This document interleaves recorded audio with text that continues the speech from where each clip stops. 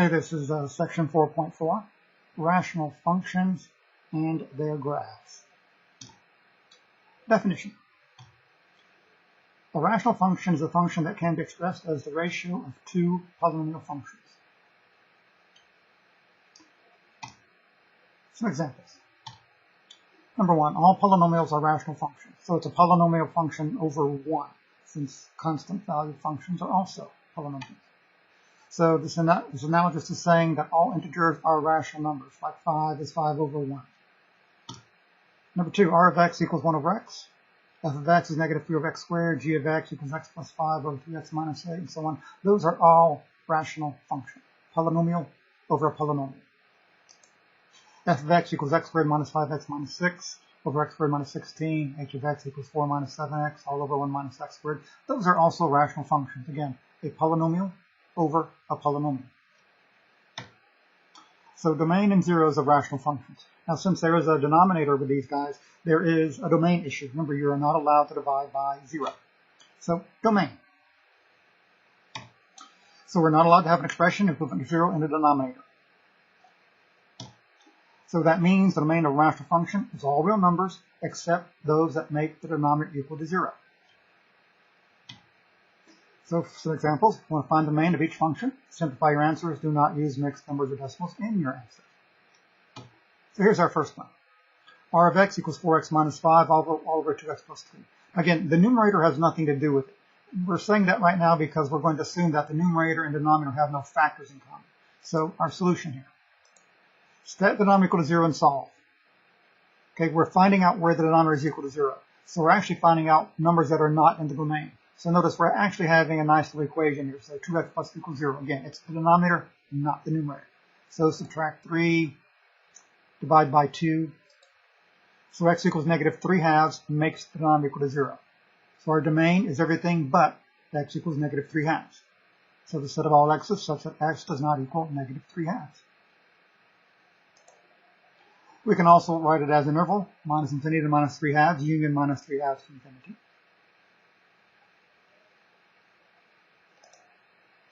And we can write it in words. Domain is equal to all real numbers except for negative 3 halves. Remember, negative 3 halves made the denominator equal to 0. Our second one, f of x equals negative 2 over x squared minus 4x minus 5. Again, find out where the denominator is equal to 0. So the numerator has nothing to do with it. So we have x squared minus 4x minus 5 equal to 0. Nice little quadratic. We factor it. Factors is x minus 5, x plus 1. Set each factor equal to 0, so x is either 5 or x is negative 1. So we get x is 5, x equals negative 1. So those two numbers are excluded from the domain. So the ways we can write it, the domain is equal to the set of all x such that x is not equal to 5 and x is not equal to negative 1, or as an interval, minus infinity to minus 1, union minus 1 to infinity, union 5 to infinity. So minus infinity to minus 1, union minus 1 to 5, union 5 to infinity. Notice parentheses. We're not allowed to equal the numbers minus 5. Not allowed to equal minus 1 or 5. You notice to do the interval notation, it's better if you put them in numerical order. And in words, domain is equal to all real numbers except for 5 and negative. The third one. G of x equals 3x minus 9 all over 5. Again, our solution, let's set the denominator equal to 0. Okay, there's no variable in the denominator. So 5 can never be 0. So the domain is all real numbers, or as an interval, minus infinity to infinity.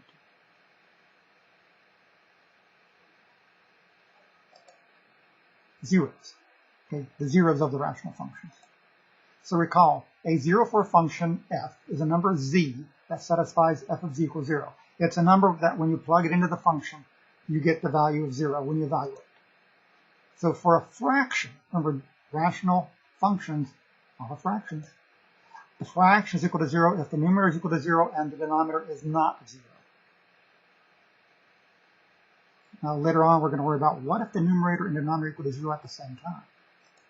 So to find the zeros of a rational function, set the numerator equal to 0 and solve. Remember, for the domain, set the denominator equal to 0. And whatever you found was excluded from the domain. For the zeros of the function, set the numerator equal to 0, and whatever you find, those are the zeros. So, some examples. Find the zeros of each of the following functions. Simplify your answers. Do not use mixed numbers or decimals in your answers. So our first one. I've got r of x equals 4x minus 5 over 2x plus 3. Notice this was the same first example when we were looking for domain. So for zeros, you're going to set the numerator equal to 0. So we're going to have 4x minus 5 equals 0. Nice little equation. Add 5. So you have 4x equals 5. Divide by 4. X equals 5 fourths. That is the 0. The 0 of the function is x equals 5 fourths. Remember, zeros are numbers. The second one.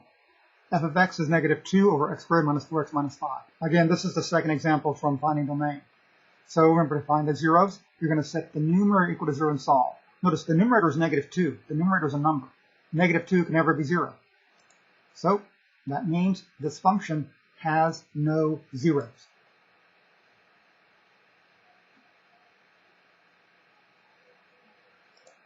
Number 3. G of x is 3x minus 9 all over 5. So this is the number 3 from the domain problem. So again, to find the zeros, set the numerator equal to 0 and solve.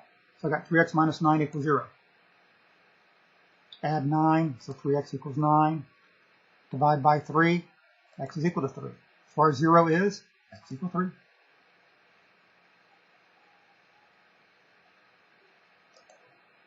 Some important facts. Number 1, the denominator equaling 0 is used to find the domain of the function. The numerator equaling 0 is used to find the zeros of the function. Remember, with the domain, the numbers you find that make the denominator equal to 0, those are excluded from the domain. For the zeros, finding where the numerator equal to 0, those are the zeros of the function. Our third topic here, intercepts.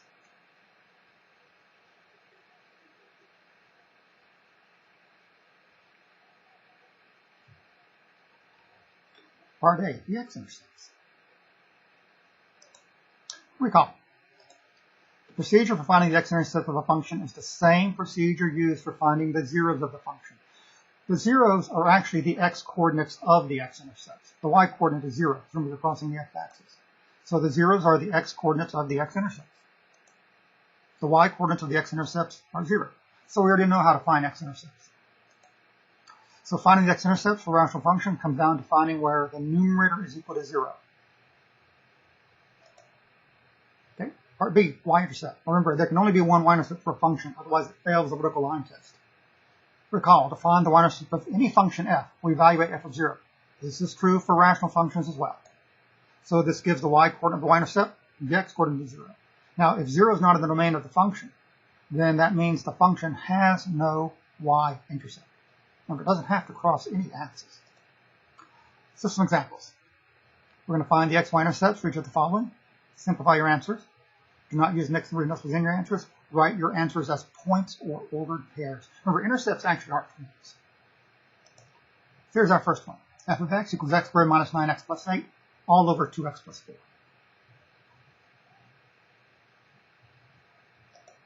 Okay, our solution. Let's do the x-intercepts. And we're going to set the numerator equal to 0. So we're going to have x squared minus 9x plus 8 equals 0. You got a nice quadratic, because you want numbers to multiply to be positive 8, add up to minus 9. So x minus 8, x minus 1.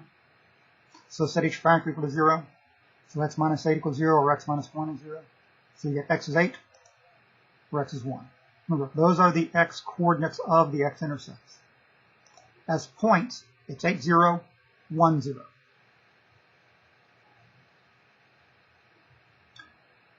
For the y-intercept, we're going to evaluate f of 0.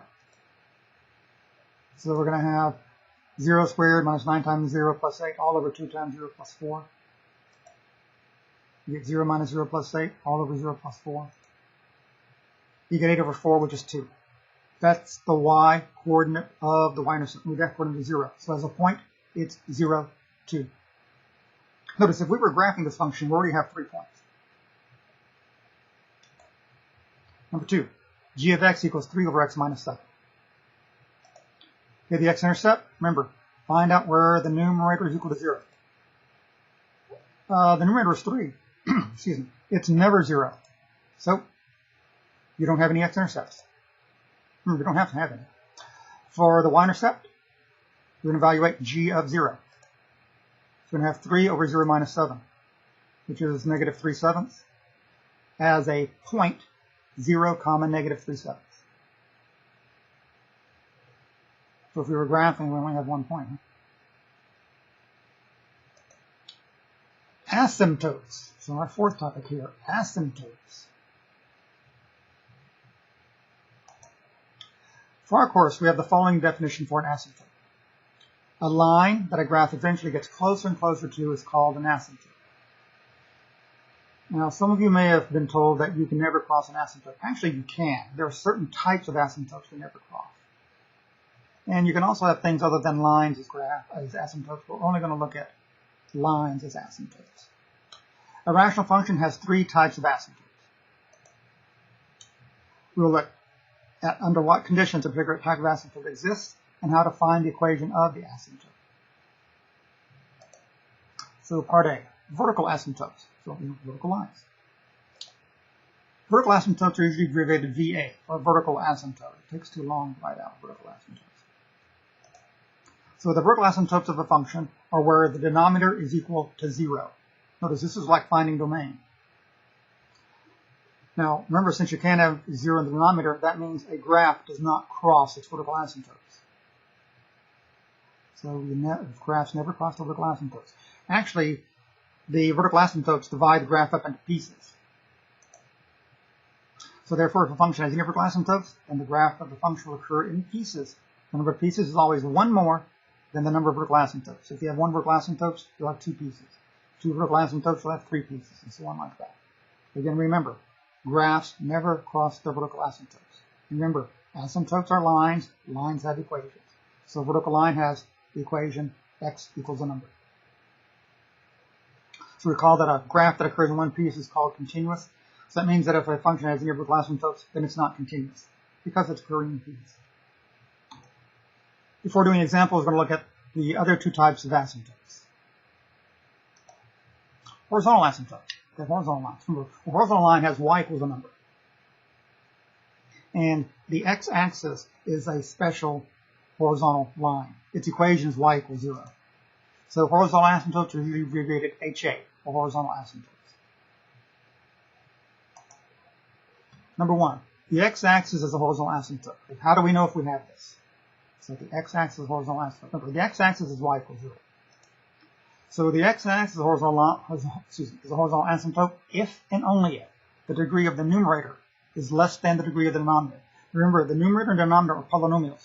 The degree of a polynomial is the biggest variable that appears on a variable. So the biggest exponent that appears on a variable.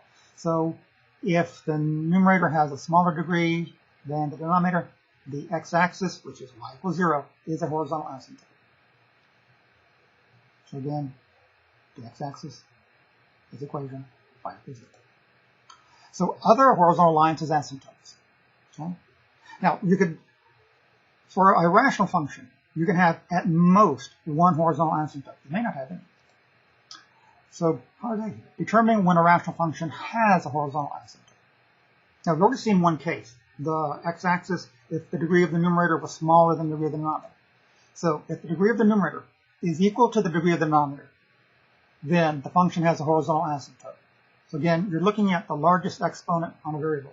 If they're equal, you have a horizontal asymptote other than the x-axis. Part B, the equation of the horizontal asymptote. Now remember, we just saw the condition. The degree of the numerator equals the degree of the denominator. So the equation of the horizontal asymptote is y equals the ratio of the leading coefficients.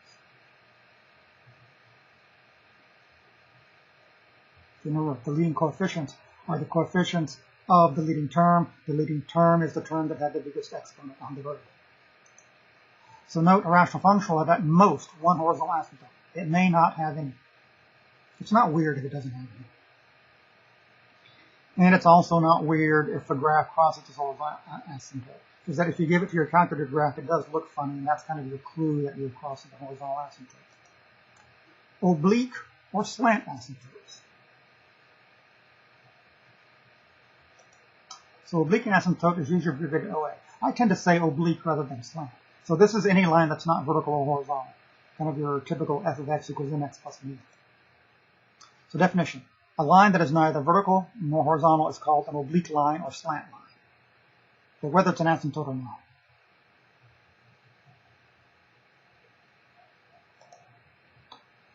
Number one here, determining when a rational function has an oblique asymptote. If the degree of the numerator is one more than the degree of the denominator, then the function has an oblique asymptote. Kind of like you have an x cubed over an x squared, you have an oblique asymptote. Remember, if the numerator and denominator have degrees that are equal, then it's y equals ratio relating coefficient. If the numerator has a smaller degree than the degree of the denominator, then it's the x-axis as the horizontal asymptote. An oblique asymptote, numerator has degree one more than degree of denominator. So note, a rational function cannot have both an oblique asymptote and a horizontal asymptote. Okay, it can't. Because remember, it depends upon the degree of the numerator, degree of the denominator. Number two here, find an equation of an oblique asymptote. So we already know how to determine if there is one. If the degree of the numerator is one more than the degree of the denominator. In terms of fractions, it's kind of like you have an improper fraction, bigger numerator than denominator. So to find the equation of an oblique asymptote, step one, divide the numerator by the denominator to get a quotient and a remainder. Okay, now this may involve long division, or if you like synthetic division, if it'll work, then that'll apply. But most of the time you're doing long division. So divide the numerator by the denominator to get a quotient and remainder. Step two, y equals the quotient is the asymptote. Okay, the remainder has nothing to do with it. Okay, so y equal the quotient. So some examples. Each of the following we're going to find the vertical asymptotes, horizontal asymptotes, oblique asymptotes. Remember, if you have a horizontal, you don't have an oblique. Now again, none of these may exist in a rational function. Remember, polynomials were rational functions, and they had none of these things. So here's our first one. F of x equals x plus 3 all over 2x minus 7. So let's take them in order.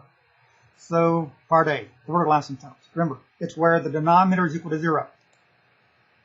So we're going to have 2x minus 7 equals 0. Add 7. Divide by 2. So x equals 7 halves. That is the equation of the vertical asymptote.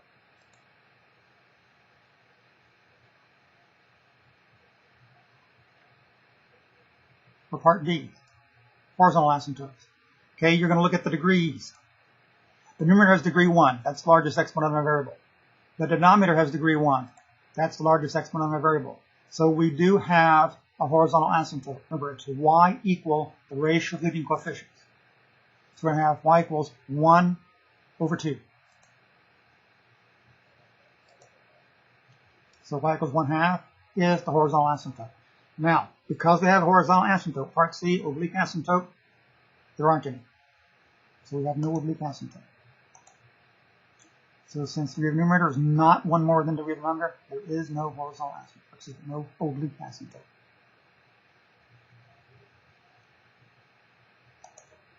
Number two, g of x equal to x squared minus 5x plus 6 all over x plus 2.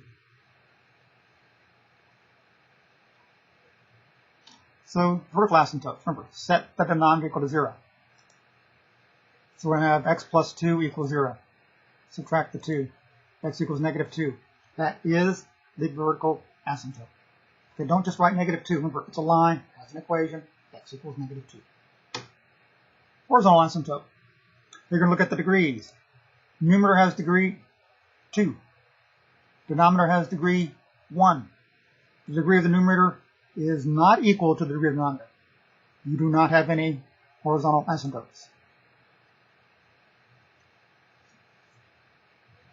Now again, looking at this, the numerator has degree 1, denominator has degree 2. The numerator has degree 1 more than the degree of the denominator. So that means we do in fact have an oblique asymptote. Okay, so from part B, we had the numerator had degree 1 more than the degree of the denominator. So there is an oblique asymptote. Let's do our division. Okay, I say it's on the board, but we're going to do x squared minus 5x plus 6 divided by x plus 2.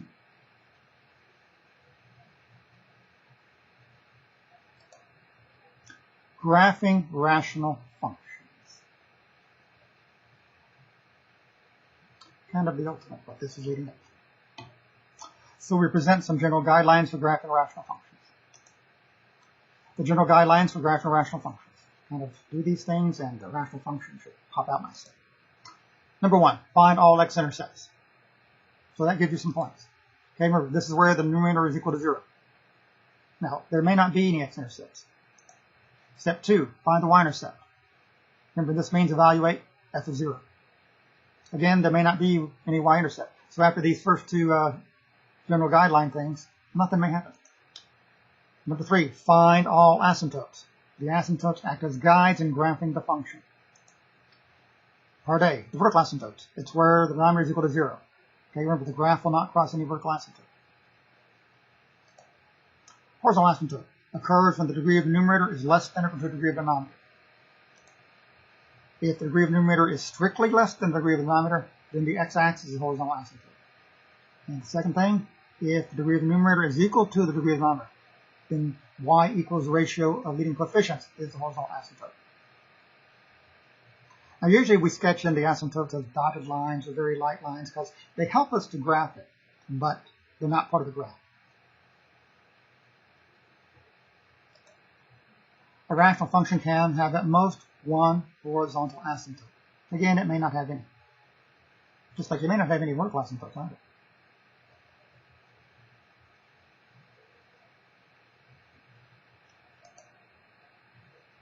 Oblique asymptotes. This occur when the degree of the numerator is one more than the degree of the denominator. And remember, you divide numerator by denominator, and then it's y equals the quotient is the oblique asymptote. Now, usually after these first three things, you have enough information to actually graph it. So the asymptotes, again, are sketched as dotted lines or very light lines. Number 4, plot as many additional points as needed. Usually you don't need any more. And then keep in mind that what you are graphing is a function. It must pass the vertical line test. So again, usually after you've done 1 through 3, you got everything you need. Also keep in mind that the graph will not cross any of its vertical asymptotes. So resist the temptation to join things that shouldn't be joined. So the graph may occur in pieces. It's not weird, it's not unusual. So, some examples. Graph each of the following, include any asymptotes that may exist as dotted lines. Again, that's kind of the standard thing. So here's our first one. F of x equals x plus 1 over x minus 1. Find the x-intercepts. Remember, set the numerator equal to 0. So we're going to have x plus 1 equals 0, so x equals negative 1. As a point, it's negative 1, 0. So we got 1 point. So here's our first point, negative 1, 0. Okay, find the y-intercept. Remember, it's going to be f of 0. So 0 plus 1 over 0 minus 1, you get 1 over negative 1, so negative 1. The y-intercept as a point is 0, negative 1.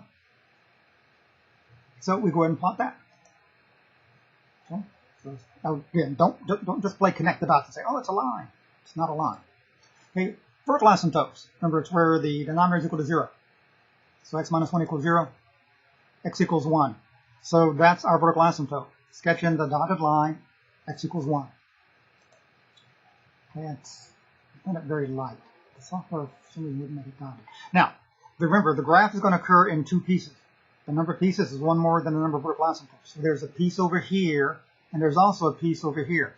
Now, if you think about it, the piece over here can't cross the x-axis. We only found that x-intercept. So it's kind of entirely above or entirely below the x-axis. Now the piece that's over here, I'm feeling like it's doing something like this. Remember, it's supposed to eventually get close to that vertical line without crossing it.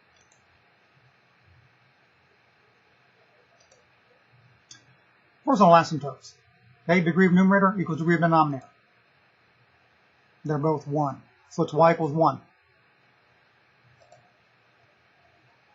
1 over 1. Okay, because there is a horizontal asymptote, there's no oblique asymptote. So we're going to sketch in the dotted line y equals 1.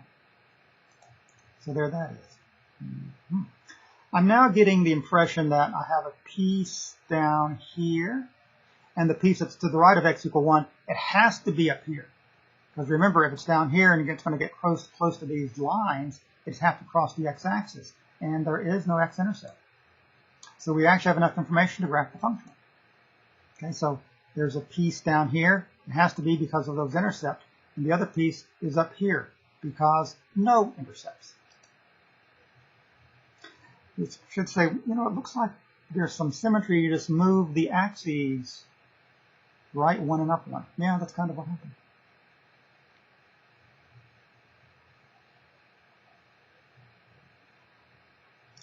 Number 2, g of x equals 1 over x squared plus x minus 2. Let's go through the same process. X-intercepts. Okay, remember, it's where the numerator is equal to 0. There aren't any. 1 can never be 0. Not even for small values of 1. Y-intercept. Evaluate g of 0. You get negative 1/2, right? 1 over 0 plus 0 minus 2. So as a point, 0, negative 1/2. So here it is. And remember, it's not crossing the x-axis. So there's got to be a piece down here. And any piece that's up here has to remain up here somewhere. Okay, vertical asymptotes. Remember, it's where the denominator is equal to 0. So x squared plus x minus 2 equals 0. Is it x plus 2, x minus 1? So you get x is negative 2 or x equals 1. Notice, 2 vertical asymptotes. That means the graph is in 3 pieces. Okay, so there's x equals negative 2. There's x equal 1. I have a feeling the piece that's between the two intercepts, between the two vertical asymptotes, it's got to be down here because of that point. Now, the pieces that are to the left and right of the asymptotes, vertical asymptotes, they're either entirely above or entirely below the x-axis because there were no x-intercepts. Horizontal asymptotes. Okay, again, look at the degrees. Degree of numerator is 0. Remember, constant valued functions have their degree 0. Degree of denominator is 2. So it's the x-axis. Yeah, kind of a dotted line on top of the x-axis. Well, not a whole lot of extra information there. Oblique asymptote, there aren't any. Remember, if you have horizontal asymptotes, you can't have oblique. Okay, now, to figure out whether the pieces to the left and right are above or below, I have to evaluate at some x values that are to the right and left of the two vertical asymptotes. So like at x equals negative 3 and x equals 2 and see what happens. So we need to plot at least 2 more values. So at negative 3, you get 1/4. And at 1 over 9 minus 3 minus 2. And then I said the other point would be 2. So I got that point. If you plug in 2, you get 1 over 4 plus 2 minus 2, you get 1/4. So it's above. So the pieces over here have to be like that. And the piece that's in between them, something like that. So we now graph the function. Now notice this does not quite have some good symmetry. That looks kind of lopsided. It's because this y-intercept wasn't exactly in the middle of the two vertical asymptotes. Okay, now again, the thickness of the drawing there makes it look like it's touching the x-axis, but it doesn't. Our third one, h of x equal to x squared plus x minus 2 all over x squared minus 9.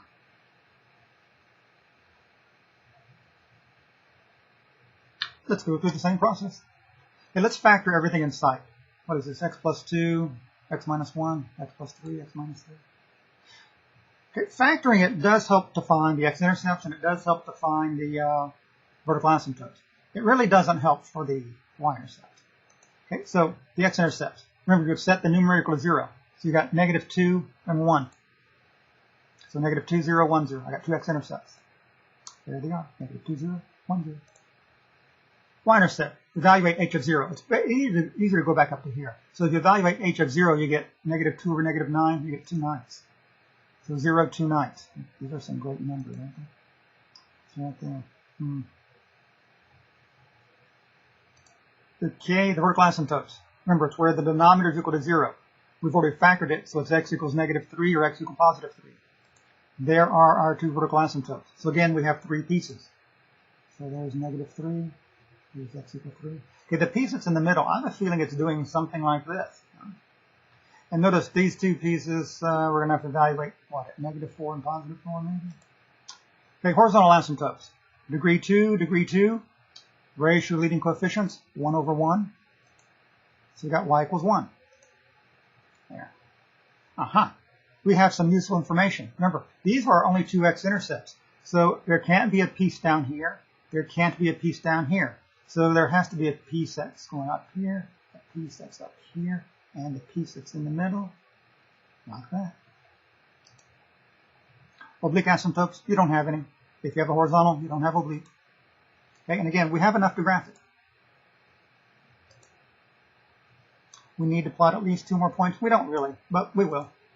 So at -4, you get 10/7. So up there. What do you think's going to happen at +4? You think we'll get 10/7? 18/7. Wow, what a shock. So that's enough to draw it.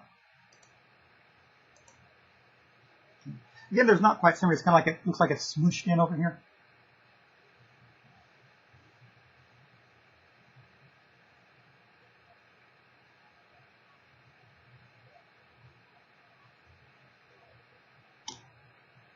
Number 4, k of x is x squared minus x minus 2 all over x minus 1. Okay, let's factor everything. Okay, the denominator is factored. The numerator is what? X minus 2x plus 1. Okay, remember factoring helps with the x-intercepts and with the vertical asymptotes. It doesn't really help much with anything else. So from the factoring, we get the following information. Okay, x-intercepts, 2, 0, -1, 0. Vertical asymptote, x equals 1. The y-intercept, again, go back up here. You'd have -2 over -1, 0, 2. Vertical asymptote, x equals 1. Horizontal asymptote, there is not 1. Our degree of numerator is 2. Our degree of denominator is 1. So the division, again, is done on the board, so you get y equals x. If you want to review the synthetic division and so forth, remember that was in section 4.3. So we have the following. There's our oblique asymptote. There's our vertical asymptote. I think we have enough. There's a piece that does something like that, and there's a piece over here. Now there can't be any pieces in here because, first of all, there aren't any points. And if you had a piece here and a piece here, it wouldn't pass the vertical line test. Similarly, here and here. So complete the graph. Again, there can't be pieces in here or here because it would not pass the vertical line test. Remember, these are functions. Number 5, r of x is equal to x squared plus 2x minus 3 over x plus 1. Again, let's factor everything inside. So our denominator is factored. Our numerator would be what? X plus 3, x minus 1. Okay. We can get our x-intercepts. X equals -3, x equals 1. Our y-intercept, r of 0, minus 3 over 1, so minus 3. The point is 0 minus 3. Vertical asymptote, x equals -1. Horizontal versus oblique asymptotes. Degree 2, degree 1, no horizontal. Oblique, do your synthetic division, and you would have y equals, I believe, x plus 1. So let's plot all this stuff. Okay, there are two x-intercepts. There's our vertical asymptote. There's our y-intercept. Now, again, using the fact that this is a function, and we have these points here and here. There can't be anything in these smaller pieces because, again, it would not pass the vertical line test. So we have enough to graph it.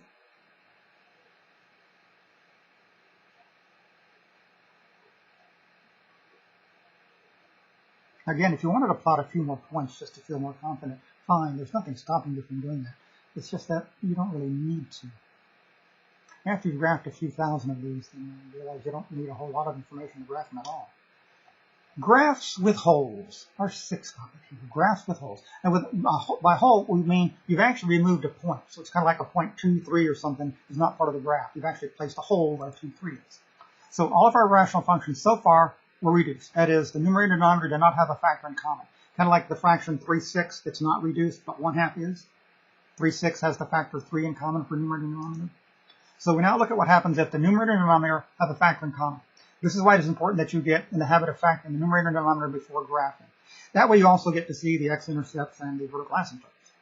And now you'd see whether or not they have a factor in common. So consider f of x equals x squared minus 9 over x minus 3. Okay? The denominator is factored. The numerator factors as x minus 3, x plus 3. So notice they have a factor in common. So that does not mean vertical asymptote. It does not mean a 0. It means a whole. It means a point is removed. So we can cancel the x minus 3 provided x does not equal 3. Remember, you can't cancel 0 over 0. So if x is not equal to 3, you're left with y equal x plus 3. You're left with a line. So if x is not 3, you have a line. So what happens if x is 3? So as long as x is not equal to 3, we have the line y equal x plus 3. We can graph this. Also the line. Y-intercept of 3, slope of 1. So what do we have when x is equal to 3? Remember, you can't plug 3 in. You'd have 9 minus 9 over 3 minus 3. You'd have 0 over 0. So we literally have nothing when x is 3. Literally nothing. There's a hole in the graph at x equals 3. The hole means a point has been removed from the line y equals x plus 3. The x-coordinate of that point is 3. Whatever made the factor in common equal to 0. The y-coordinate is found by substituting x equals 3 into what is left after the canceling. So you'd have 3 plus 3, you have 6. So we have a hole, a point removed at 3, 6. So the hole is at 3, 6. So you have a line everywhere except 3, 6, and at 3, 6, you literally have a hole. You punched out a point. So there's a hole. Everywhere else, it's a line. So, how to determine if the graph has a hole? Well, I guess I should say holes. You could have more than one. Step 1, factor numerator and denominator completely. Factor everything in sight. Remember, this helps for x-intercepts and vertical asymptotes. Step 2, if the numerator and denominator have a factor in common, then the graph has a hole in it. If you have two factors in common, you have two holes in it. So on like that. Finding coordinates of the hole. Number 1, the x-coordinate of the hole is the value of x that makes the common factor equal to 0. So that common factor, whatever it makes equal to 0, that's your x-coordinate. The y-coordinate of the hole is the value of y that is found by substituting the value of x from number 1 above into what is left after the canceling. So that you could conceivably have a parabola with a hole in it, a parabola with 3 holes. You can have any graph you want with a hole in it. Just have a factor in common, and that puts a hole in the graph. So, graph each of the following. Now, clearly, these are going to be graphs with holes, I think. Here's our first one. F of x equals x squared minus 4 over x plus 2. Okay. Factor everything. So, x minus 2, x plus 2 over x plus 2. They have x plus 2 in common. So you're going to get x minus 2 provided x is not equal to negative 2. Remember, x equals negative 2 is what made the common factor equal to 0. So we have a hole at x equals negative 2. In order to get the y-coordinate, plug minus 2 into what's left. So you have minus 2, which is minus 4. We have a hole at minus 2, 4. Now notice, even though this is, quote, not part of the graph, it would be a point on the line, so you would have a point. To graph the line, you're going to graph y equals x minus 2. You'd have a y-intercept at negative 2. You can use the hole as another point. So we got enough to graph it. So I have a y-intercept at 0, negative 2. There's my hole.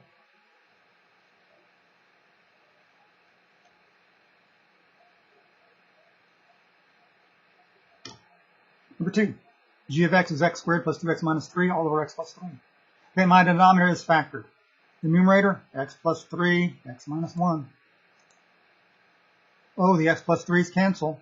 So I'm left with g of x is x minus 1, provided x is not equal to negative 3. So x equals negative 3 is the x-coordinate of the hole. So I'm left with x minus 1 if x is not negative 3. So to find the y-coordinate, plug negative 3 into what's left. Negative 3 minus 1, I get negative 4. So I have a hole at negative 3, negative 4. Everywhere else, I have a line, y equals x minus 1. The y-intercept is 0 minus 1. That's enough to draw it. Again, remember, we can use the hole to graph it. Just that, try to erase your hole. So we got enough to graph. So there's my y-intercept. There's my hole. Okay, the gray filled in thing is because the true background of my graph here is gray. I just made it white to appear on the slide better. So much for 4.4.